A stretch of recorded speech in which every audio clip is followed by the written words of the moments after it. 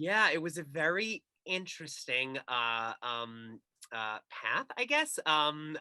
Because I'm not a VO talent and I had never done a voiceover ever, ever until my very first commercial for CBS for the show, which in that exact day, I think I lost 20 pounds in sweat because it's like, I'm so fired.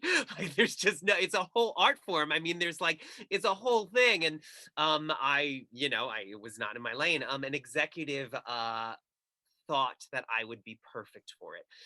So reached out and invited me to read for it. So it didn't come through my agent. There wasn't an open thing or anything that I'm aware of. And I was like, okay, another audition. I will not get, like, whatever.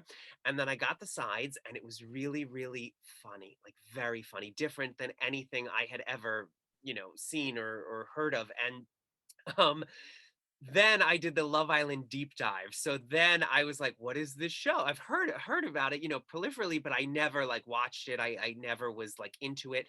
And then I watched, I think, like 3 episodes, and I was genuinely hooked, like absolutely hooked. And then I forgot what I was watching it for, which I think is such a testament to the format. Like, I got so caught up in it that I was like, oh wait, I should be paying attention to this. And then I went back to the sides and I was like, here's the deal, Hoffman. You're not going to get this. You're just not. It is too big. It is a phenomenon in 18 different countries around the world. It will go to every celebrity in town. It's not yours. But I will die on my own sword since I'm not getting it. And I rewrote all of the copy pretty much in my voice. And when I did that, then it got a little tricky because everything, like the show daily, has to fit within the time codes, within the visuals that you have to play. Now within the show, I can ask for things like, hey, give me like 5 more seconds of that, or like cut that off, and like, can I have like, 10 seconds here, 10 seconds there? But for the audition, it had to fit. And I thought I was like, oh, I thought I was on it. And then I'm like, oh wait, this just got very difficult for me. So I recorded the entire audition with a studio that I rented out. I was like, block off the whole afternoon. We're doing this. And much like how it is here, I was with a stopwatch, pretty much timing out every line that I thought I was so cool redoing that would now became a task. And I did it and sent it in, and that was in October, and heard nothing until May. And when May came, it was the offer. It wasn't an audition again. It was just off of my read. So it was a pretty crazy experience for sure.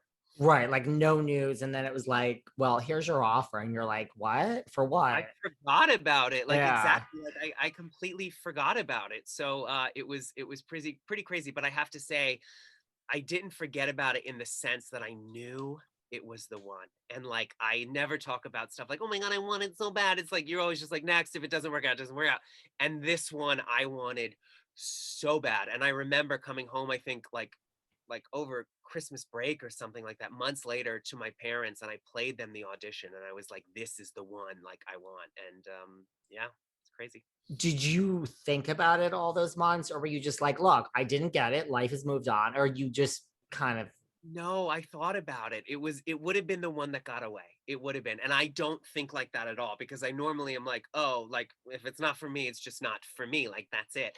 And this one was so unique that I don't go out for stuff like this at all. So it was so unique. I just was like, I have to have it. yeah.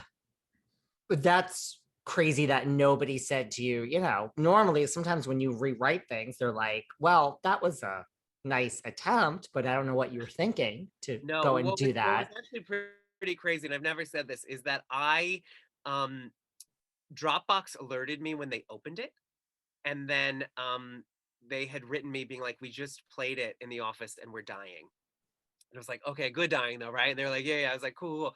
And that was it. And then crickets until until I found out. So Wow. So that was it. So did you do any like preparation? Like, did you go and watch, Jane the Virgin? Did you go and call Kristen Bell and say, tell me about Gossip Girl no, narrating?